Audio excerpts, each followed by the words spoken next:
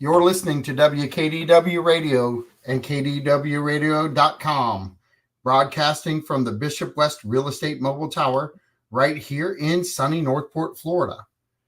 This is John Rawlings, and I have my very, very special guest in the house, Commissioner Whit. How are you doing? Okay, John, and I noticed you gave me two verys. Oh, yes. Well, Very, very. very, very. Well, how's it feel to get a double very? That feels really good. Thank you. Well, we were talking about trees just before we got on the air, Of course, yeah. and Trees or and pies. what's that? Trees or pies? Take your pick. Yeah. Trees are, and we did talk about 5-cent pies And because we you have a did, sign yeah. hanging behind you that says I that. know. So Yeah. it we've had lengthy discussions over the last 3 years, I think, of a tree ordinance. Yes. And it was one of your plans. And we were just talking about trees, and not here, but up in Ohio, and the value of trees, and really what they mean in different factors, like historical value. You made very valid points there. And of course, the pine trees that are in front of grandma's old house, they're wind blocks. So there's value in that too. So can you talk a little bit about the heritage of the trees in Northport? And then I want to kind of go into our new tree ordinance. And Yes. hopefully you can help explain some of that. Right. Well, Northport is what's called a pine flatwoods area. So we have mainly slash pines, and the pines around here are not older. The most of them are about maybe 60, 70 years old. Because if you look at the old aerials of when general development came through, it wasn't very forested in some areas. Some areas it was. But for people who don't know, they're called slash pines because they would make the slashes to bleed them for the sap that made the turpentine. Unfortunately, that business, or maybe fortunately, they didn't think about sustainability because they didn't think about planting trees back from the trees that they were killing by draining all the sap out of them. So there are areas around here, such as Woodmere. There's a Woodmere Park in Venice. I don't know if you're familiar with that, but that was a little town of Woodmere, and that was a turpentine camp. And so was McCall over in Englewood. It was the McCall Turpentine Camp. So they had heavily forested areas, but they didn't replant to keep their business going. So we have slash pines. We have some what's called longleaf pines, but they're not very prevalent in this particular area. And then of course we have our live oaks.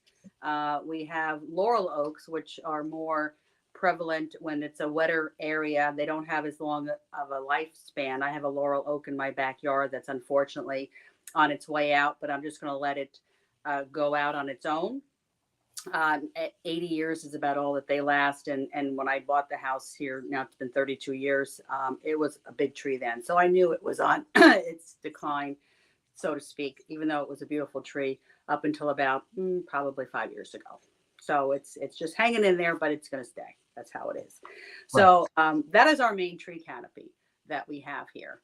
And what people have to realize is that what you talked about, the real benefits of having trees. They're wind blockers, sound blockers, and especially as we become more urbanized, sound, noise, all of those things start to intrude on our lives. And if you have trees around you, it's going to absorb that sound more.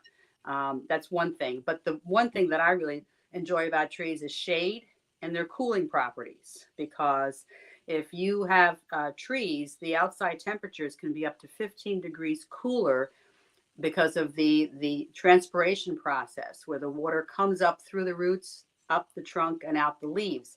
It's like a nature's air conditioner. And if you've ever noticed, when you go under trees on a hot day, it's kind of breezy under trees because you have convection winds. This is and I'm sorry, I'm getting into like a science lesson I used to do with my students It's all good. about what convection winds are. And I would say, did you ever wonder why it's always windy at the beach? And then they're like, no, we didn't know. It's because the sand is very hot. So you have hot air rising. The air over the water is cooler. So you get these convection winds. It's also why it'll be very windy when you go see the sunset until that sun disappears. Then all of a sudden it's there's no wind. And that's why.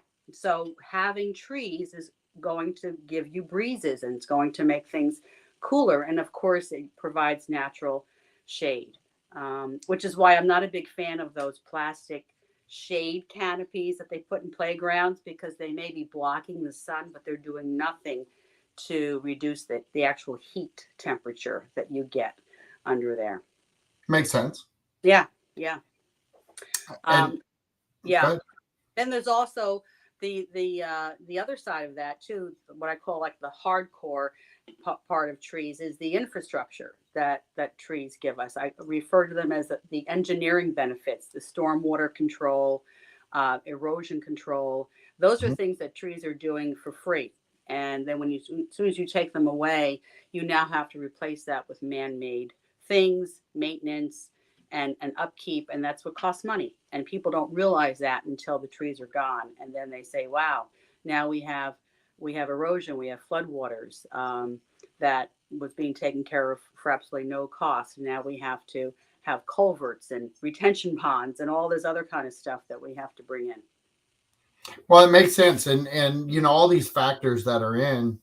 We're a town that's going to grow Hmm.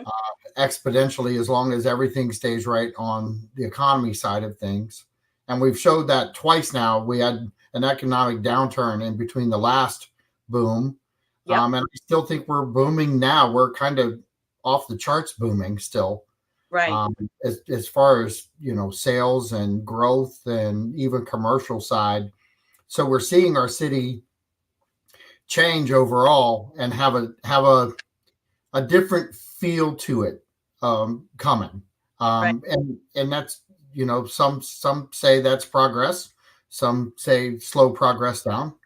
Um, but it's hard to slow progress down when individuals own their own lots, and we're kind of like that here in Northport. It's not like we have these big swaths of land that nobody owns yet, Right. and we can say no, we're just not touching that. Hmm. Um, but we do have really good parks. We have, and they're really heavily treed, most of them. And I think just knowing what I know about our park system, there's some saving of heritage trees here going on.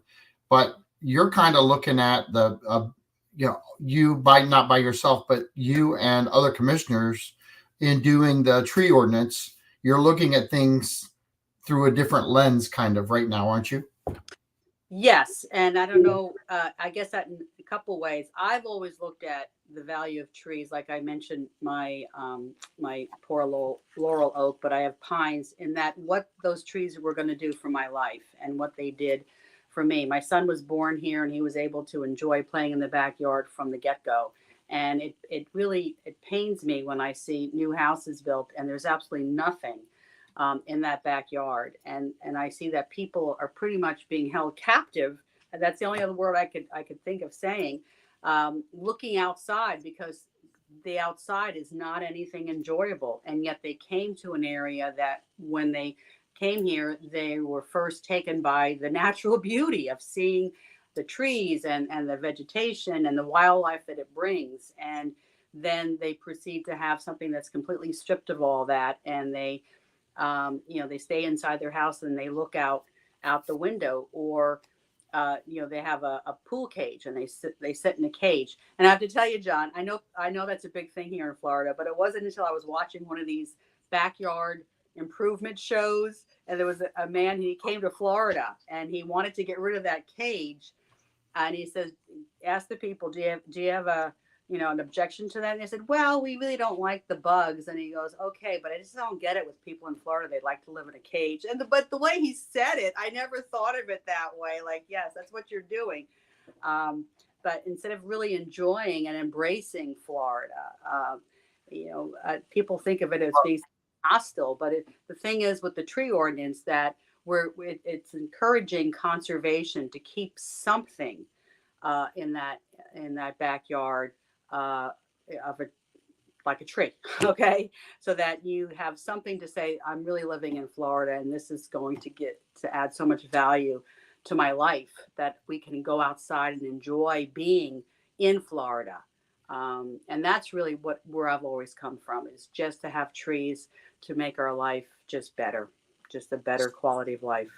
So can you explain the cost side of it to people who are, let's say we're clearing a lot and there's 45 trees on the lot.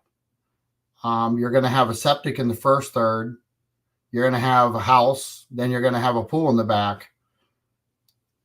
There's always any time that there's decisions made, there's always a cost and effect, no matter how we want to put it out there. And I'm just trying to figure out, one on the realtor side and also the consumer side, that how do we explain? I love what you're doing.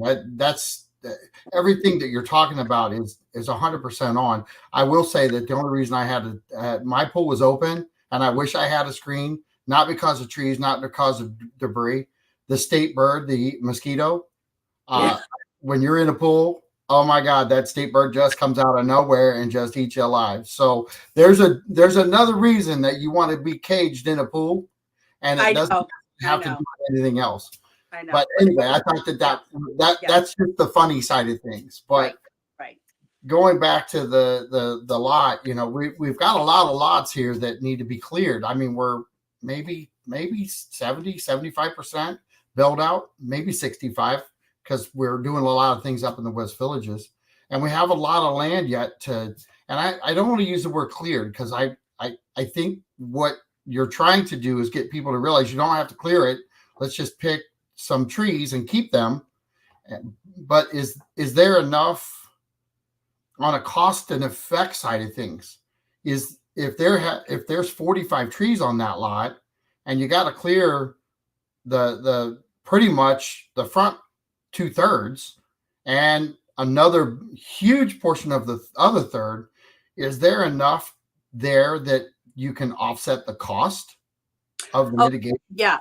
First of all, the ordinance addresses native trees. It's only for the native pines and oaks, and even we brought in sable palms that are on that lot, and they have to have a diameter of at least 12 inches to be considered for mitigation. So the chances of having 45 trees on a quarter-acre lot that are 12 inches or larger is not, much. You're not going to have that many size trees that large on a quarter-acre lot. We were just talking before we went on air about how trees, if they crowd themselves, that you're going to have stunted growth there. So you're not going to have 45 trees. And then with pines, the mitigation is only a third of that diameter. So if it is a 12-inch pine tree and you cut it down, your mitigation amount is 3 inches. I'm sorry, it's 4 inches. So that's it. That's what you are going to be held responsible for. So that's number one. And that's the same thing with palms. If you take down a sable palm that has at least a 12-inch diameter, you're only responsible for a third for the mitigation. However, if you kept that same 12-inch pine on a lot somewhere in the corner, you would get double the diameter for credit. So that's something that is the part of the ordinance that encourages conservation.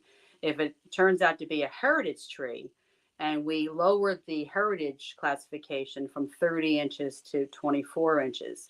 So if you keep a 24-inch diameter tree, it's an oak tree, for example, you're going to get 3 times that towards the mitigation points that you're assessed. So 24 times 3 is what, that 72. So that's a lot of points there to encourage the keeping of trees, and also to reduce or not have to pay anything in mitigation costs.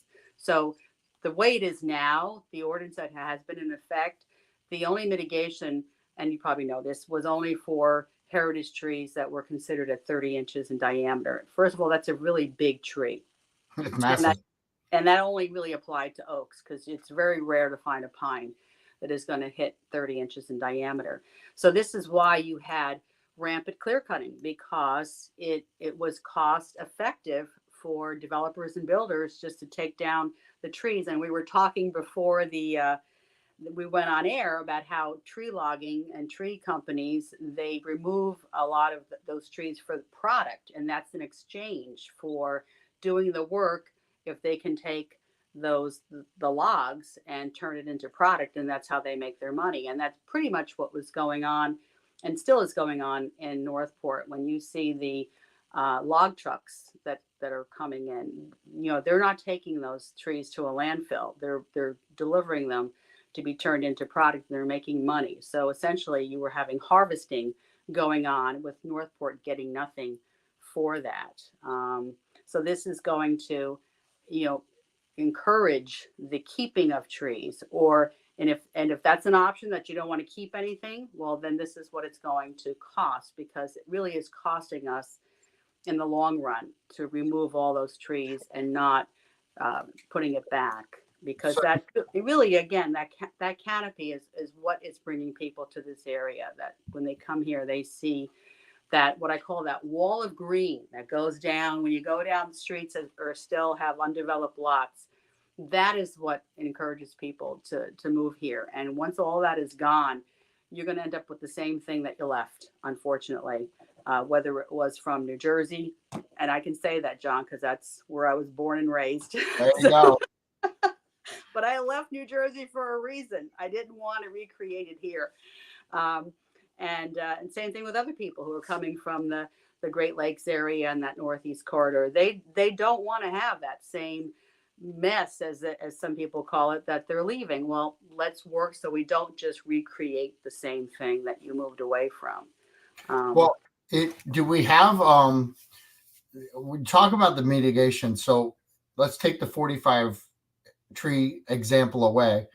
Can you come up with an example of what you think would be, because your experience has been like over the top good, and I know that you had a lot of influence in the conversation with the other commissioners, because I've asked questions and they're all saying, hey, talk to Alice. Because listen, when it comes to trees, I don't think we have anybody else around here that has your vast knowledge, Mm-hmm. or has been this open about all of these things. It's Right. not like you've been sitting back hiding and saying, "Hey, I'm not going to talk about this until I want to." You were on my show a year ago, and then 2 years ago you were on again. But you weren't commissioner back then. So you've been talking about trees. You've been talking about all these things. I'm just wondering, and I'm still, even though you said all these things, I'm still trying to come up with dollar figures. Mitigation to me, I get it. I understand what has to happen there, but I haven't heard an example of how much dollars it's going to cost. Right. And if you could kind of talk about that, maybe explain that side of it, maybe that'll help even our community accept it better. Sure.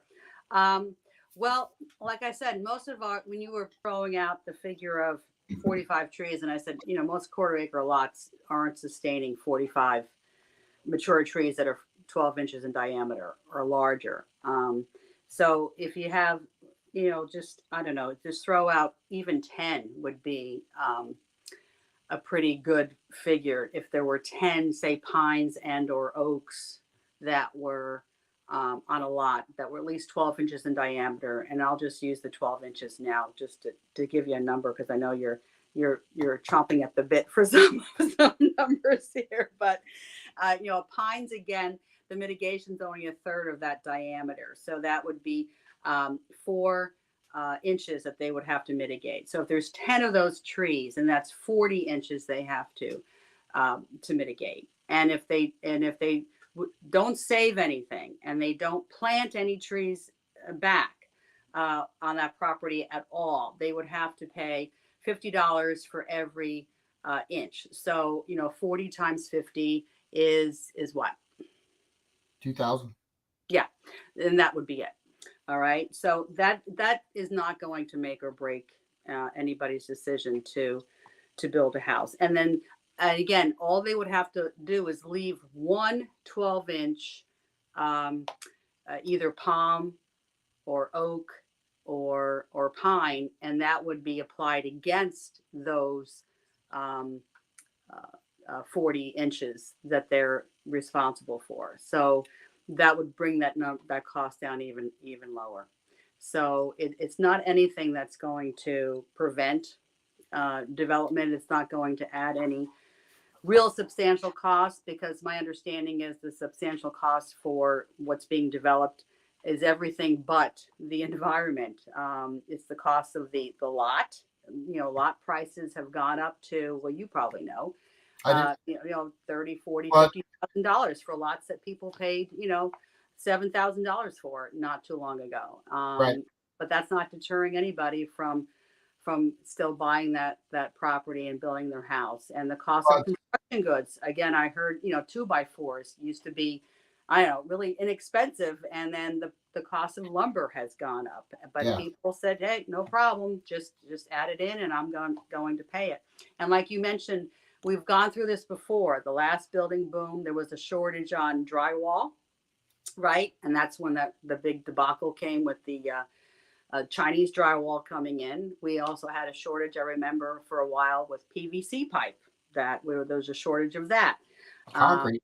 and that boosted the price of houses back then. But it didn't deter anybody from building that house, because again, if you look at it over a 30-year mortgage, it breaks down to just dollars a month overall, and plus the fact that you're and I'm telling you everything but I know you want me to say it too. Oh, no, I'm listening That house intently. is, yeah, the value of that house is going to increase every single year. So you're going to get back whatever it was, that initial investment, which I have to tell you was really what sold me on buying a house when I came here to Northport, when a realtor who knew her stuff pointed out to me that even though that initial mortgage payment may seem really difficult in the beginning, it's going to pretty much stay the same. Your salary though will increase, and you're going to build up equity in that house, and you're going to actually end up with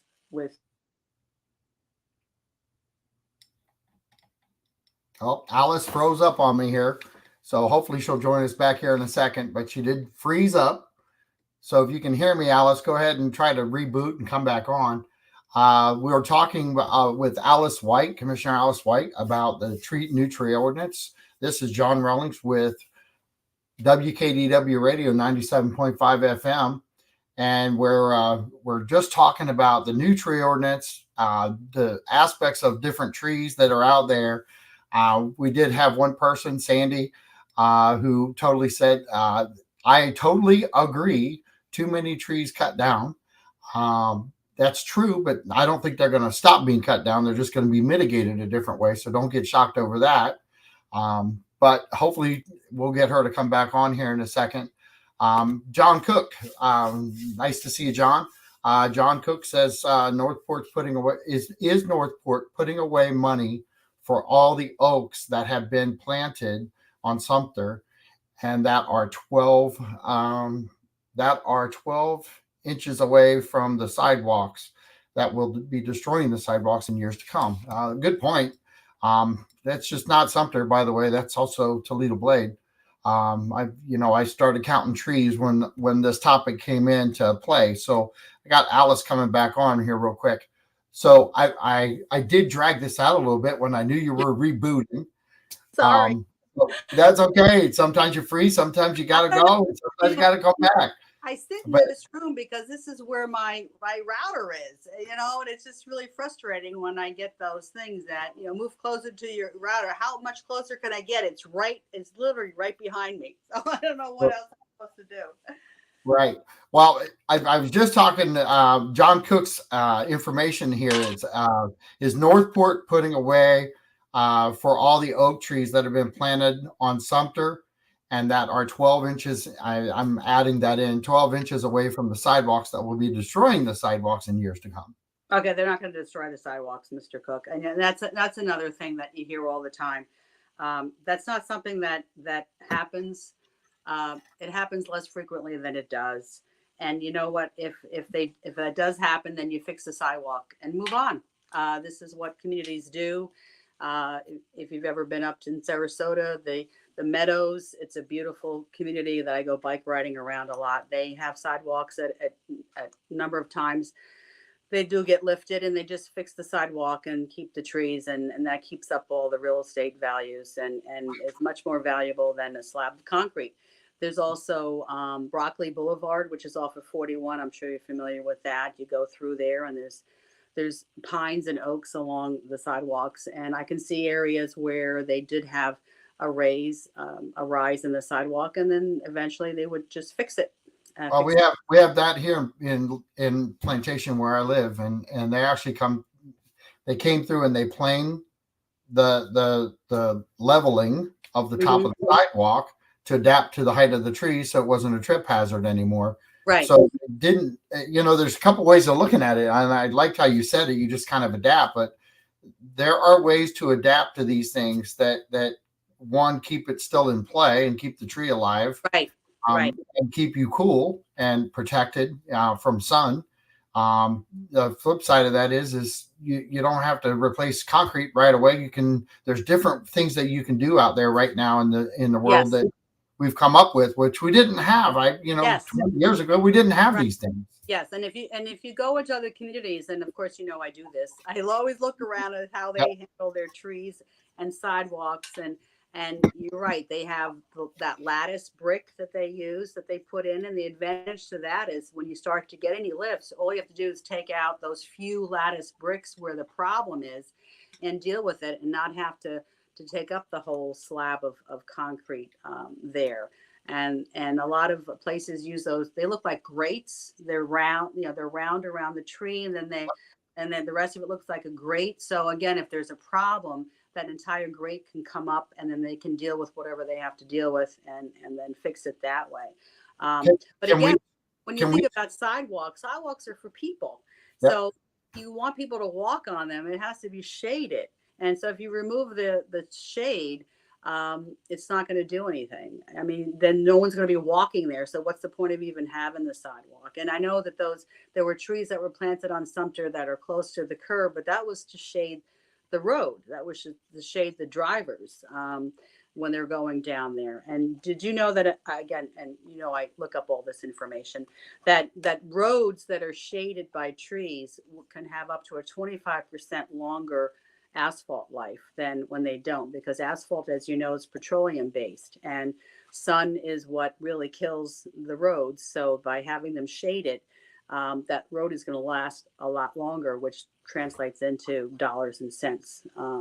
So there's, again, short term. What really is a short term problem should not be solved by something long term, a so-called long term solution, which is let's just take the tree down.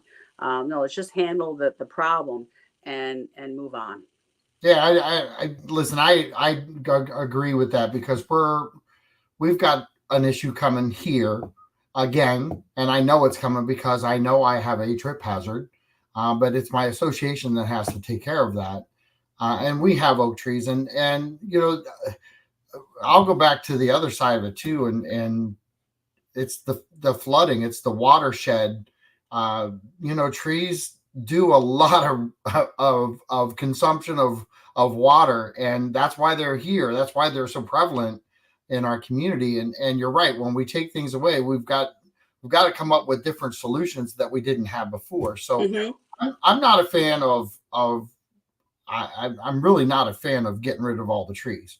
I'm more of I'm better about this today than I was when it was presented to me, because I will tell you it was presented probably I won't even talk about that. I'll just say there if you had to have answers to present, you have to have answers.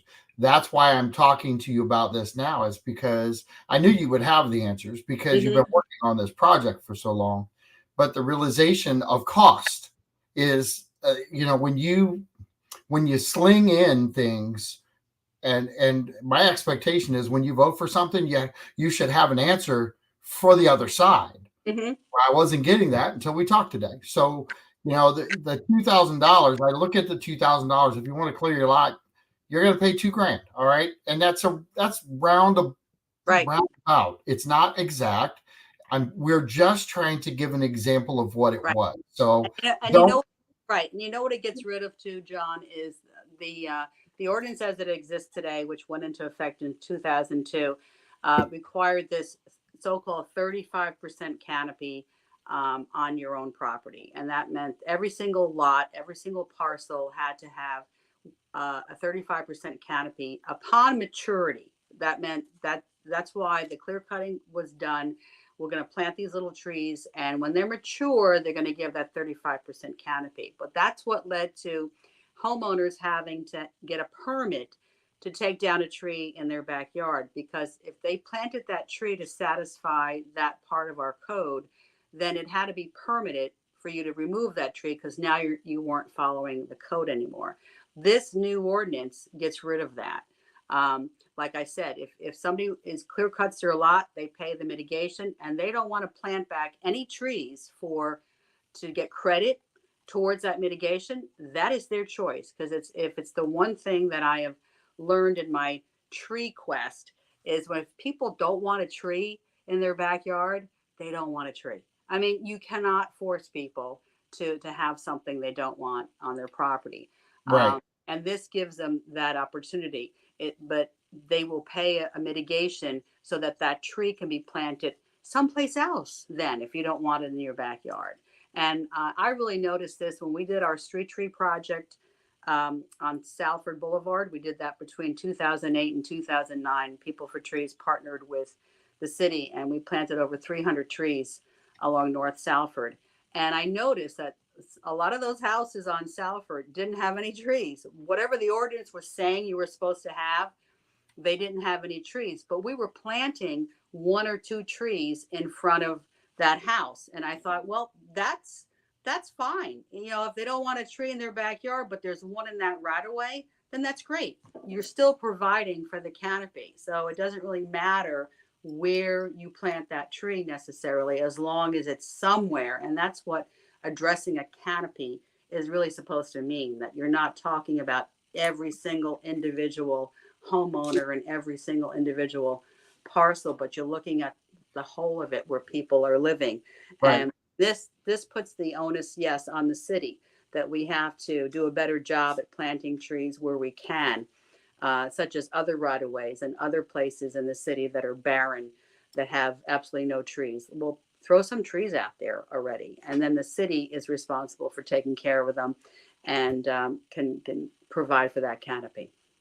You're listening to WKDW Radio 97.5 and KDWRadio.com, broadcasting from the Bishop West Real Estate Mobile Tower. We're talking with Alice White, Commissioner Alice White, about our new tree ordinance and trees in general. But it's a lively topic, and we're growing as a town. And one of the questions before by John Cook, not this one, but the one prior, is that he also talked about the trees on the roadways. And I want to bring up, because I know it's a concern of yours. There's no doubt in my mind it's a concern of yours. Um, there's a lot of trees on Sumter and Toledo Blade that post construction in the center median of both of those roads, they need some attention bad. Are those trees still alive in your book, or are they? Because I in my best estimation, it may be a dwindling tree on its way out. We need to get something else in there pretty quickly. And Well, okay, there's two different roads. Sumter, they planted sweet gums in the center, which is my choice of tree, and that's what really what we planted on Sumter. I mean, on Salford Boulevard. I'm not a big fan of planting oaks along sidewalks, or for the reasons that Mr. Cook brought up, that they are going to present some problems that you can take care of. But there's other tree choices, and sweet gum is a beautiful tree when it grows. It's a beautiful tree. yeah, and it doesn't have the the kind of a root system that an oak necessarily sometimes gets. But again, not all trees are predestined to do that.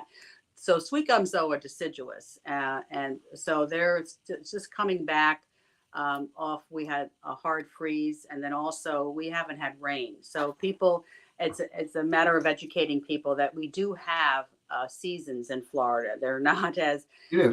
obvious as up north, but we do have trees and plants that go dormant, and they're not dead. They haven't come back yet. So I know that the city has plans to replace those that have been determined to not be alive, but you have to wait and see what happens once we get the rains and the warmer temperatures start to be here on a regular basis. Are you seeing buds? Because then it's going to leaf out and it's going to be okay.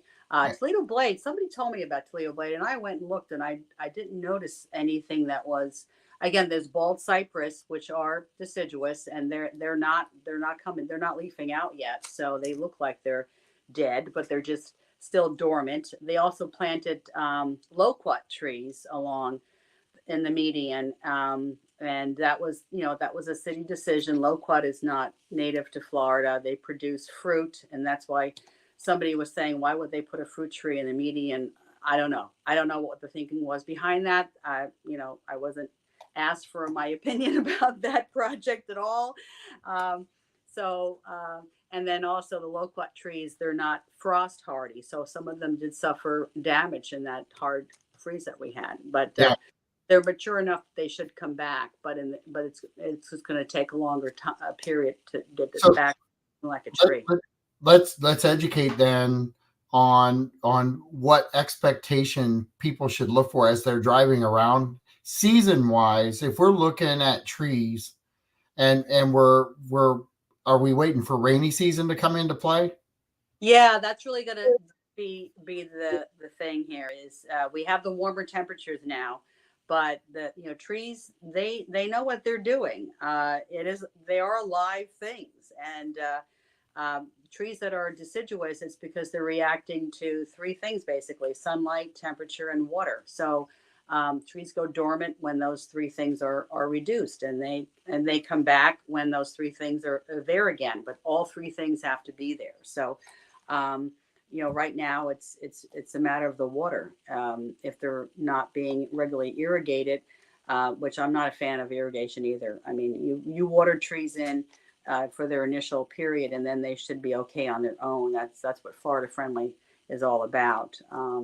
Plus, irrigation costs us a lot of money to keep up here. I'm sorry to the irrigation company that has that contract, but that costs a lot of money to irrigate plants. And we always like all those trees we planted on Salford. There's no irrigation there. I hand watered those trees in for 6 weeks. Yeah, with a water tank and a pump. So and that's it. They never get any water other than what nature gives them. So. Well, let's talk about the ordinance. Does this ordinance apply to the municipality's land clearing and development projects? I'm sure it does. Yes, it's for new development, right? And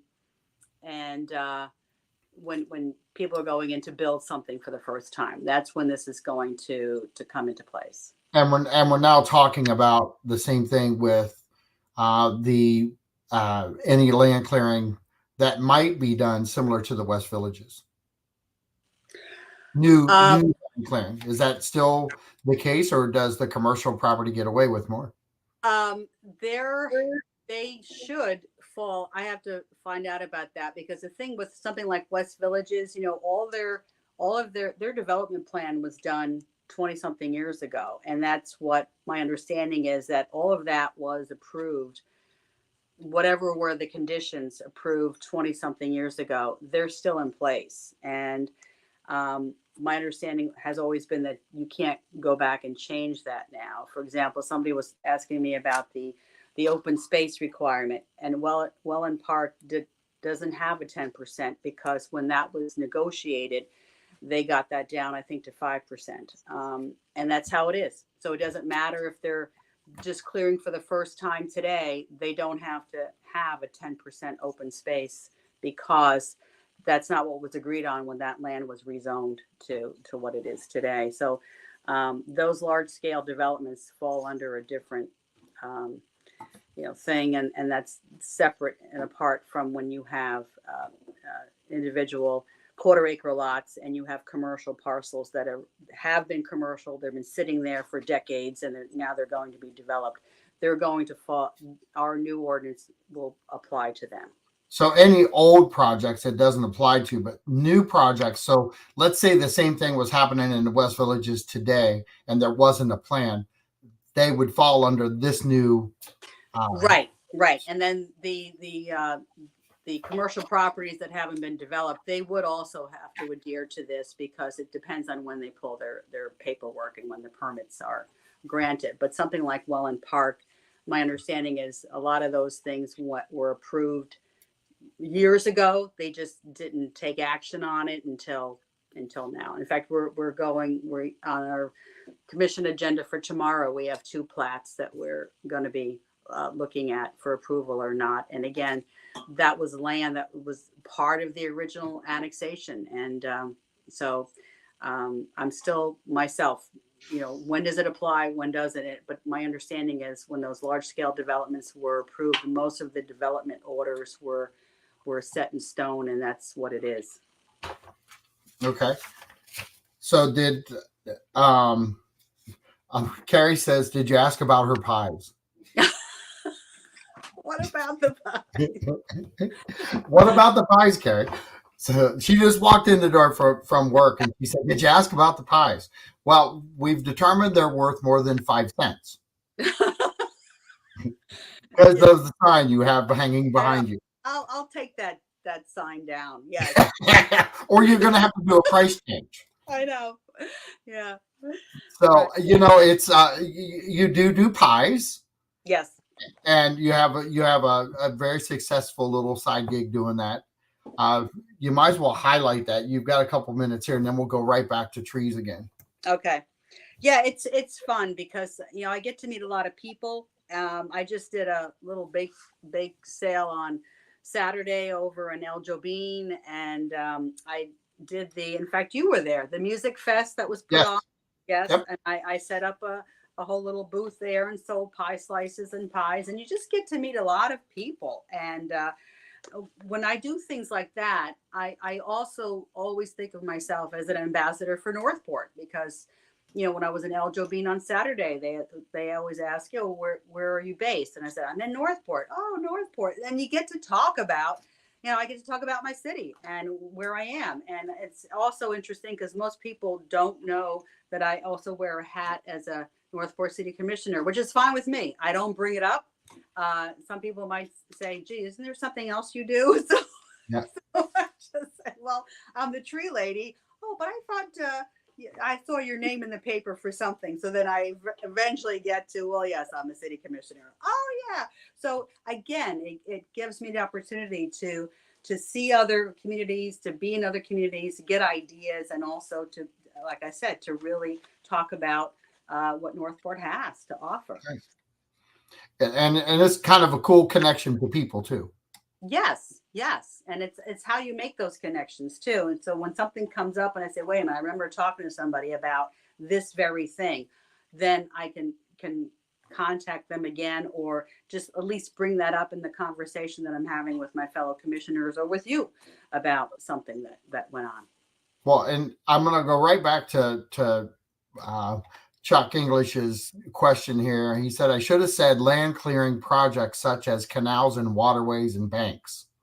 So if the city, we do a great job through Public Works keeping our waterways clear. If there's any projects like that where they have to take trees down, is this part of that mitigation? No, that doesn't apply whenever utilities or any of that, when they have to come in and do anything. It's just not, it never does, never applies to that. Okay. Yeah. Kind of hard to pay yourself back because you're the city. Right. So here's the question, and I know everybody's probably thinking it and we haven't talked about it, but when you clear the lot and you have to pay let's just stick with your number that you gave as an example only, the $2,000. You're going to have to pay that money to where, and where does that money sit? That goes into a tree fund, and the city has a tree fund, money that's been generated by, as of now, just from taking down heritage trees, which is, it's kind of a sad point to think about, that the only way that the tree fund gets money is, up until this point, is when a heritage tree of 30 inches in diameter or larger was removed. But that has been generating some enough income that the two arborist positions that we have, half their salaries are paid out of that tree fund account. But the big push is going to be to use that money to plant trees. There's about 5 different ways that money can be used. One of them is for buying land for preservation, is buying land that is not going to be touched. And that can also be a dual purpose. For example, public works, we have, and you probably know this, there are lots that are right where those water control structures are, that are privately owned. General development never thought about how are we going to get to those water structures if we're selling, if we build a house there. Both sides. They never figured that out. So up until now, the city was kind of just like borrowing, going through those lots, I guess, but they're now being more proactive. And in last couple of meetings, we have approved the purchase of some of those lots for those water control structures. And I said, I have no problem with using tree fund money for that, because as long as you don't take any trees down, because you're preserving a lot. It's just like, buying a lot in a neighborhood and just saying, we're just going to keep it. Well, this is what they're doing. They're just being very selective where those lots are, because the water control structures are there. So that's another way to use that tree fund money for tree preservation purposes. And as always, the follow up to that on any fund you have set off to the side, is that untouchable money otherwise? Yes, tree fund money. There's it's in the ordinance. There's I think just five ways it could be used. Education is one of them, but it's very specific. It's not a slush fund. It just can't be used to buy trucks or whatever. It has to be specifically for protection and preservation of our tree canopy. So some of the things that we've learned today is that, like, basic, very basic information. And remember that as I'm saying this, you can use it as a baseline, but you can't use it as a fact, because your lot has to be looked at and determined how much you're going to have to owe or offset through mitigation. But we learned that it's roughly kind of a ballpark, $2,000 to remove trees, and you can get some of that credited back. If you leave a couple trees, you may wipe that out. You may significantly reduce it too. So there's some play there, give and take. And just so people understand that right now, to remove a turtle from your lot, it's $5,000 per turtle. Mm-hmm. And that's with a relocation program. So in the grand scheme of things, 2,000, and I will say it does become a factor when you are negotiating a piece of property, whether it's turtles or trees. It's going to be a factor, but the trees are not going to be as major as a deterrent as our friendly tortoises. I should say it correctly. Tortoises. Right. Yeah, because if I don't say it that way, somebody's going to get after me. Right. And the tortoises that are out there, they're pretty prevalent, because the more that we build, the more that they relocate and they scatter and they get on the other lots. And then you'll have, instead of the usual 1 or 2, you might run across that 6 to 8 because they have to go somewhere. They have to go somewhere. And the reason why they are $5,000 to relocate is, my understanding, there's only one place in all of Florida that accepts relocated tortoises, and that's why. And that's a direct result of development. That fee's almost doubled since COVID. Right. And which is crazy, but it's normal. Yes, and the other thing I want to just point out about the 12 inches, that trees start mitigation to 12 inches is also going to be better for our arborists when they go out there, that they don't have to actually spend a lot of time traipsing around in a lot that was really pointless. I mean, our current ordinance, it says 3 inches, every single 3 inch or greater diameter tree had to be plotted on a survey, yet there was no mitigation until a tree was 30 inches. So it was really something that was being done that was taking a lot of time and effort on both the builder's part and also our arborists to go out there and count and locate all those 3 inch in diameter or larger trees. And there was nothing being we weren't getting anything for them anyway when they were being removed. So it was really that to me was the definition of bureaucracy, doing something that is totally pointless. At least now you can kind of eyeball if you have 12-inch diameter trees, and those are the ones that you're going to target to go in there and actually measure to see, okay, is this really a 12-inch diameter tree or is it only 8 inches? And then it doesn't qualify. But they don't have to go through every single square inch of that property for trees. They still are supposed to be out there looking for their gopher tortoises, of course. So I'll follow that up with, have we hired more arborists? Because that could be a potential slowdown. How long, and I'll ask you this because you voted yes for it. So I got to figure you had a game plan. And most of us don't know the game plan, and we're learning that today. So is there a game plan in place to expedite the process so that people who are clearing their lot for their potential build have a quick turnaround versus, an additional 6 to 8 months delay?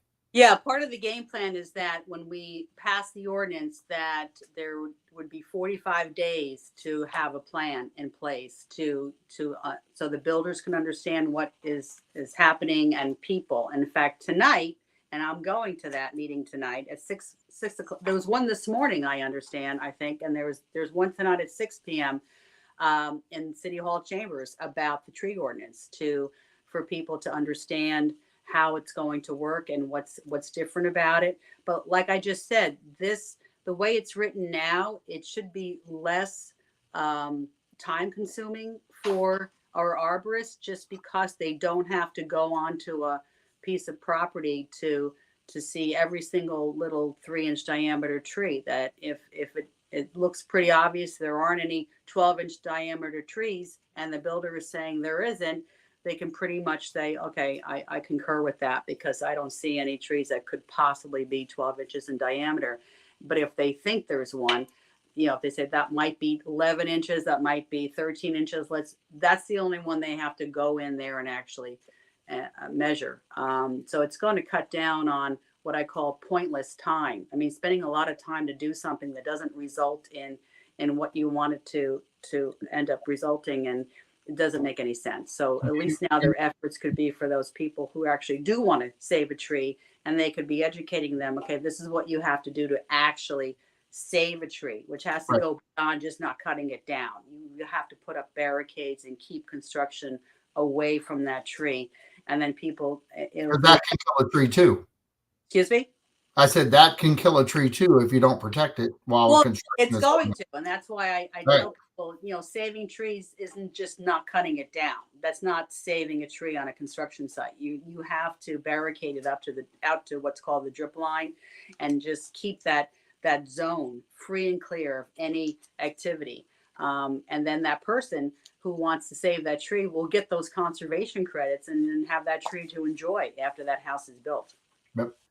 Well, listen, it was wonderful having you on the show. I am so glad that you were able to explain everything through.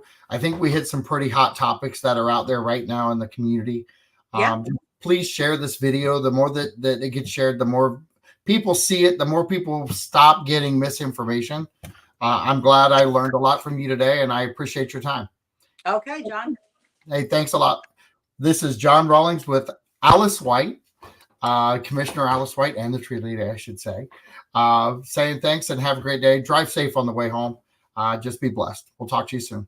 Bye-bye. All right.